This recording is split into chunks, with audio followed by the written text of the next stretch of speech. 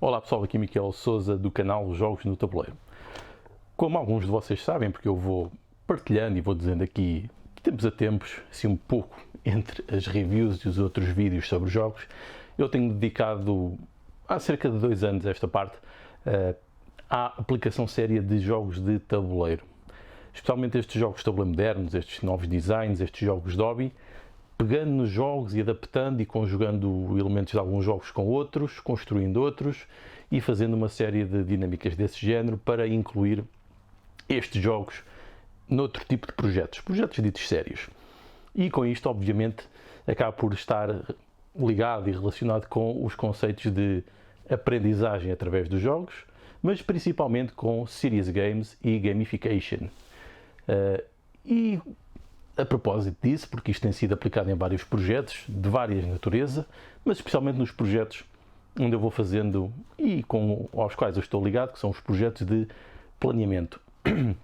Porquê? Porque isto relaciona-se neste momento, com a minha investigação que estou a fazer, que se relaciona com o planeamento colaborativo, naquele em que nós queremos que as pessoas estejam mais envolvidas nos processos e, obviamente, que os jogos são boas ferramentas para fazer isso. No entanto, podem ser usados para muitas outras coisas. E a propósito disso, de formações, workshops e algumas aulas que tenho dado, obviamente depois recebo solicitações e também porque tenho aqui este canal de YouTube e outras páginas e publico em vários sítios e faço também alguns textos de opinião, é normal que várias pessoas venham falar comigo e me venham perguntar como é que podem aplicar jogos. E habitualmente, o que é curioso e que eu acho giro nisto, é que estas pessoas são bem intencionadas e claramente normalmente não têm uma noção, por vezes, daquilo que estão a perguntar, perguntam como aplicar jogos como se fosse uma solução milagrosa para uma série de coisas, quando de facto não é. Os jogos não são soluções milagrosas para tornar tudo mais interessante, embora há quem defenda isso mais nos princípios da gamification. No entanto, aquilo que temos que fazer para conseguir aplicar jogos a estes tipos de outras atividades é conhecer muito bem os jogos e as atividades que fazemos. Logo, quando alguém me vem perguntar que jogos é que eu vou usar para este tipo de atividade, eu pergunto logo, então, mas que conhecimentos de jogos é que tem? E normalmente não são muitos. Portanto, de nada serve estar a recomendar 2 ou 3 jogos ou um jogo para uma dinâmica quando não há um sólido conhecimento por trás dessa aplicação de jogos, que consiste em conhecer os jogos propriamente ditos. E ao conhecer os jogos, conhecemos os elementos de design, os temas, o modo como essas coisas são conjugadas e também o comportamento dos jogadores. Porque os jogos podem gerar situações desagradáveis até e inversas àquilo que nós pretendemos. E para isso convém ter alguma experiência de utilização de jogos, para além da compreensão do próprio fenómeno. Portanto, é praticamente impossível recomendar a alguém para usar 1 ou 2 jogos para uma determinada solução sem conhecerem todo o historial e tudo aquilo que está relacionado. Eu não digo já com Game Studies, porque isso já é uma área científica de investigação, mas pelo menos os jogos no geral. Porque muitas pessoas querem aplicar, e depois entramos aqui também na polémica dos jogos educativos. E normalmente os jogos educativos falham, são maus jogos. Porquê que são maus? Porque nos jogos educativos, o que entra também um pouco nos serious games, porque os serious games podem ser educativos ou jogos de simulação ou para outros objetivos, é que tem que haver sempre um elemento de design do jogo para o jogo ser divertido e interessante e um elemento de conteúdos. E normalmente quem faz estes jogos, quem tem predisposição para tal, só se preocupa com os conteúdos. Depois a parte dos elementos de design dos jogos que tornam os jogos capazes de envolver as pessoas e de as motivar e transformar para o círculo mágico, todas essas coisas, não funcionam. Portanto, não há equilíbrio.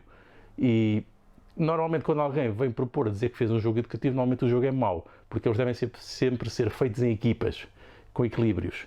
E, como nós sabemos, normalmente não há recursos para isso, para fazer equipas com várias pessoas para trabalhar ao longo de projetos longos neste tipo de jogos. E é por isso que nós sabemos que no design dos jogos de tabuleiro modernos, os jogos de hobby, há muito tempo dedicado ao desenvolvimento daquele produto. E é isso que eu vou defendendo também às pessoas, é que se querem usar jogos, pelo menos tenham em consideração e conheçam estes novos designs de jogos, porque têm muito investimento e muito conhecimento, por vezes não estruturado, mas aplicado ao desenvolvimento do próprio jogo, que garante que o jogo tem qualidade e que é interessante e que é bom de ser jogado. E é isso que movimenta, então mobiliza tantas pessoas e transforma isto num hobby. Portanto, tudo isso é importante. Portanto, a minha recomendação é que conheçam esses jogos e só depois então tentem desenvolver os vossos, ou inspirem-se nesses que já estão comprovados como ferramentas interessantes, embora sejam desenvolvidos para a parte divertida, mas é a parte divertida que vocês querem garantir, porque o resto, os conteúdos até podem ser vocês a criar.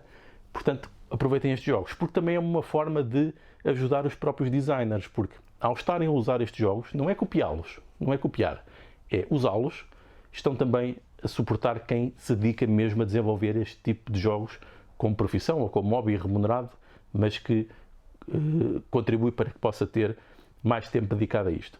Portanto, a recomendação é perceber o que se quer, conhecer os conteúdos e depois então ter e usar jogos que funcionem bem, mas para isso é preciso conhecê-los. Portanto, não é fácil, não é uma solução fácil, porque exige tempo e dedicação e não há soluções milagrosas para a aplicação de jogos.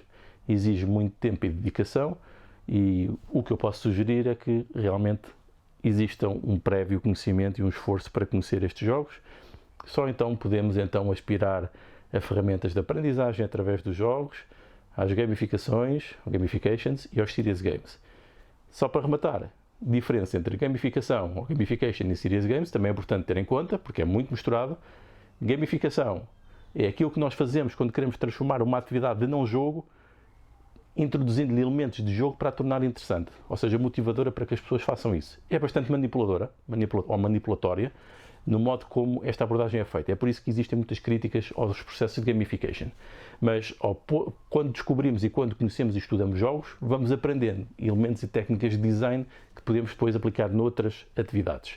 E isso não é copiar, porque são elementos de design, são coisas abstratas.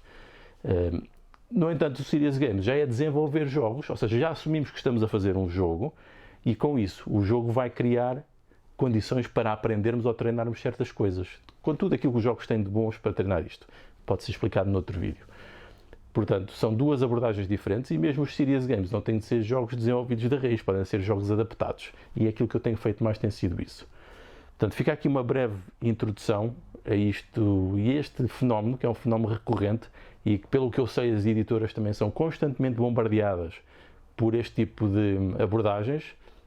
No caso das editoras é mais de professores ou formadores que desenvolvem jogos e que depois gostavam de ver publicados, mas depois, obviamente, os jogos não têm a qualidade ou não têm uma qualidade semelhante àquilo que é feito pelos designers convencionais destes jogos de hobby. Por outro lado, também querer encontrar uma forma de 3 ou 4 jogos milagrosos para solucionar uma série de coisas também não é solução viável, porque depois esses próprios jogos, mesmo que sejam muito bons para determinados casos, têm de ser sempre adaptados ao público-alvo. E isso é essencial nos processos de formação e de treino. Portanto, não há milagres. É mesmo preciso dedicar tempo a conhecer este mundo do game design, da cultura de jogos, para depois conseguir tocar e chegar àquele ponto que se quer, que é usar os jogos para fins e objetivos sérios. Portanto, fica aqui o meu conselho daquilo que eu vou sabendo e vou conhecendo. Portanto, eu vou tentando fazer mais vídeos deste género para abordar estes temas, porque eu sei que tem e que despertam interesse em muitas pessoas. Então vá, adeus!